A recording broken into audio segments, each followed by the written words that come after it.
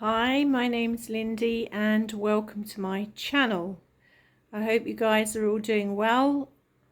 I hope the sound of the fan in the background is not too loud. It's quite hot in the UK at the moment, so I have to have a fan on just so that I can try and cool down a little bit. Probably see that it's blowing my hair about a bit as well.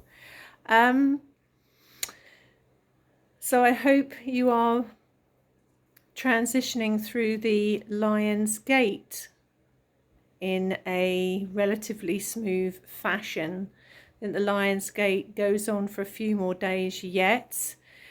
Certainly been a lot happening this end. If you check the community link on my YouTube channel, you will see the multiple photographs I've been posting up of what's been happening this end, which are like blue beings, violet star beings, elemental beings, Merkabahs, different formations in light, coloured light, the list goes on. There's quite a lot happening. I guess it is Salisbury Plain, it is near Stonehenge, it's on the land Stonehenge is built on, that is Salisbury Plain. And it's pretty much a galactic airport or galactic highway, so that I am only linking to let's say elemental beings, star beings, and energies completely of the heart and completely of Christed consciousness. I only ever put that intent out very clearly, and I'm only ever coming from that space from the heart, and clearly putting the intent out that I only link with beings of the heart. I brought a video out a couple of weeks ago. I think I called it The Arrival or Contact Blue Star Beings. One of those star beings appeared on camera this morning for me. I did actually put out a direct request this morning, which I never do. I usually just randomly take pictures through certain spectrums of light, sunrise, sunset, that kind of time, because it's not that they always create the light, although they can, but they use the spectrum of light in which to materialize. But this morning I deliberately put an intent out. It's almost like a prayer, and I was thanking the land and the energies, and I put a clear intent out with the intent of not just so much for my satisfaction, but because I thought you would find it really uplifting and lovely to see photographs that these beings actually do exist. Because it's all well and good talking about beings that exist when there's never any evidence for it, but it's kind of uplifting when you see photographs where there clearly is evidence, and it makes your heart sing a little bit. So I put that intent out. I actually put that intent out loud and clear first thing this morning, outside at 6:30 this morning as the sun was coming up in the United Kingdom over Salisbury Plain. And I said, I asked permission actually, if it's okay to show yourself on camera, would that be okay? Because I would like to share it with other people. And then I just left it like that, and I thought, well, if anything shows up, it shows up, and if it doesn't, it doesn't. As it was like an airport. There was loads going on, so it was lovely. Anyway, I haven't planned this. What a surprise. I never plan any of my videos. They're totally impromptu, but I'm going to talk a little bit. I think I'm going to talk about total eclipse of the heart.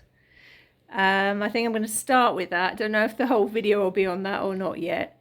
So what do I mean by that? It's a phenomena that occurs in absolutely every spiritual connection, particularly spiritual connection, or particularly a particular close frequency match connection where people have these big hearts openings, big heart activations.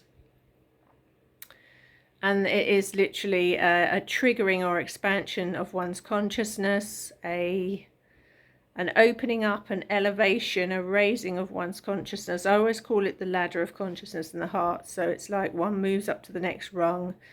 And when it's triggered by someone else, it can cause all sorts of sensations, some of which are painful, physically painful, and some of which are absolutely wonderful. And, you know, you go into that bliss-like state, what I call the bliss bubble again.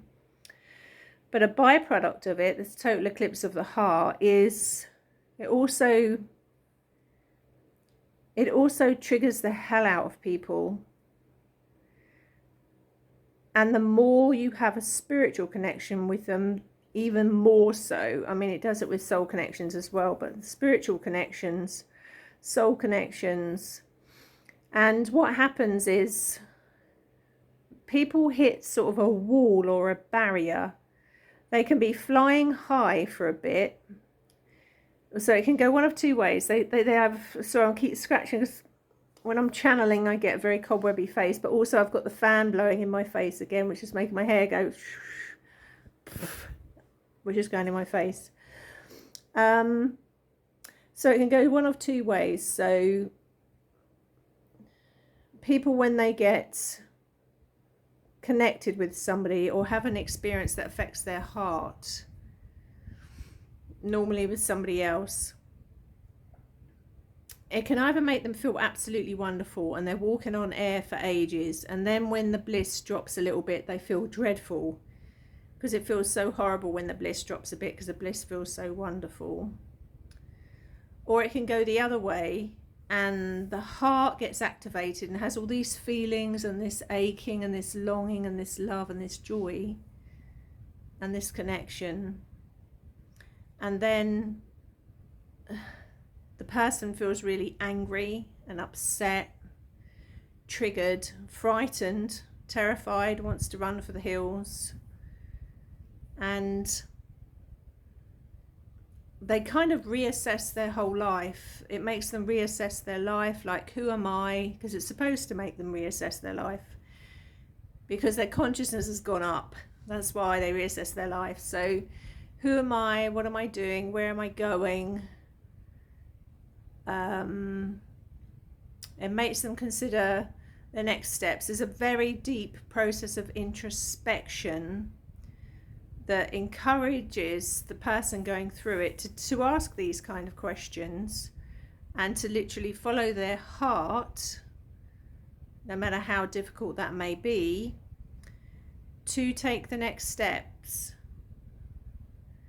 But a lot of people, and this applies more to a masculine expression of energy than a feminine. This does happen to feminine energy, but it's still all over the world it's more troubling to a masculine expression of energy than feminine.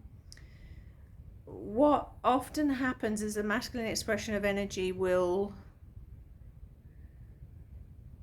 maybe fly high at the beginning, or have the big triggering at the beginning and then fly high, but it's usually the other way around, have the fly high then the big triggering. Be called upon to go into a process of introspection within themselves, and then either move through that and then come back. They might sort of unbalance for a bit and then come back into a place of balance, having thought, what the hell was that? Feeling like they've just been put through the washing machine. And they're actually might think that everything's gone back to normal, but actually they are different to what they were before they went through that, because their consciousness has gone up a little bit. Their consciousness has expanded a little bit. But on the surface and on the outside, and even their mind might tell them, well, I've gone back to how I was before. Also, what happens in a total eclipse of the heart, or that sort of thing, when the heart is open to that little bit more, expanded that little bit more, consciousness goes up a little bit more. One's multidimensional expression of consciousness, let's say, also gets stimulated. and not necessarily organic memories, although one can have memories or fleeting memories, but especially they come out in the dream state, but not always, it's not often. But ideas, memories of an alternate reality that they have lived, or what you want to call past lives, you can refer to it as that, parallel dimensions, and they are sort of trying to get their head round and their heart round that, processing that, sort of integrating that, coming to terms with that, because it might challenge their whole personality and their belief systems horrendously.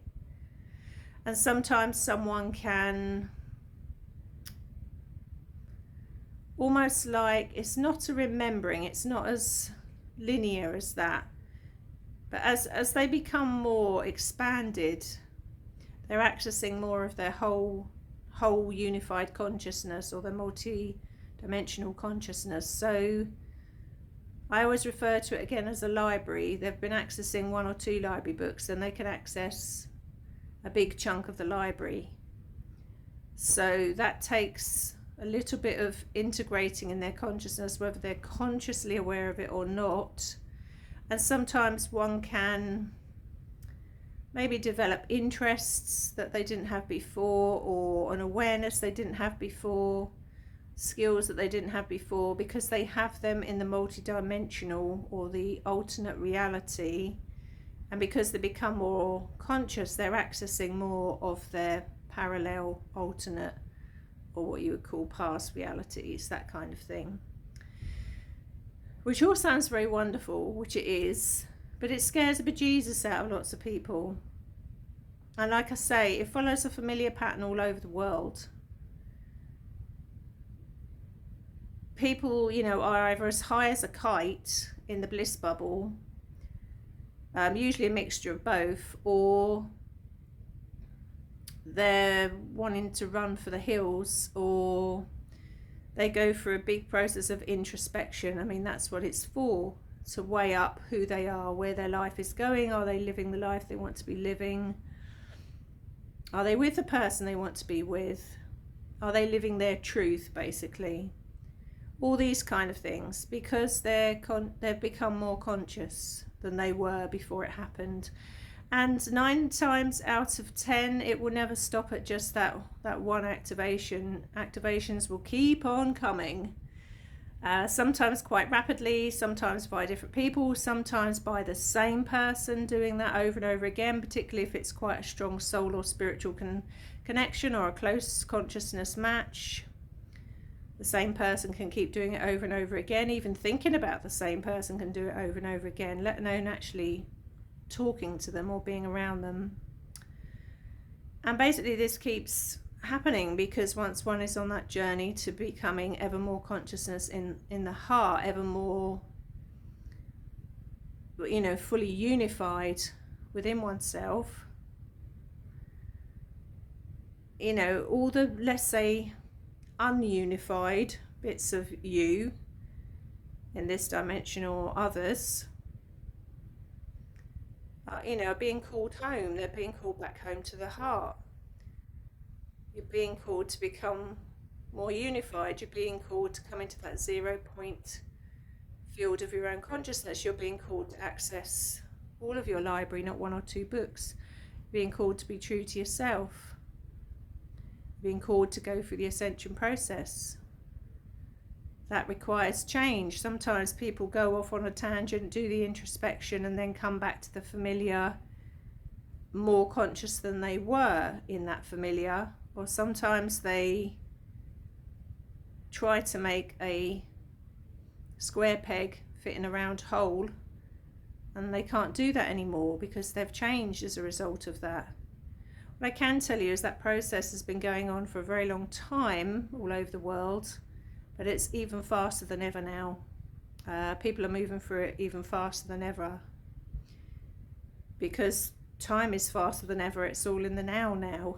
So it's not taking months and months now, it's going into weeks. What was taking months and what was taking years is taking months. You know, everything's speeding up. So it's quite a ride for the person on it to keep coming back to that place of balance within themselves. And it's quite a ride for the people connected to them when someone's going through it, because they often change a lot while they're going through that, and sometimes they come back to semblances of who they were, but they're a little bit more conscious, and sometimes they don't. They expand, let's say, beyond that. So on that note, I will love you and leave you, short but sweet, and hope you're all well, and I will see you again shortly. See you again soon. Bye.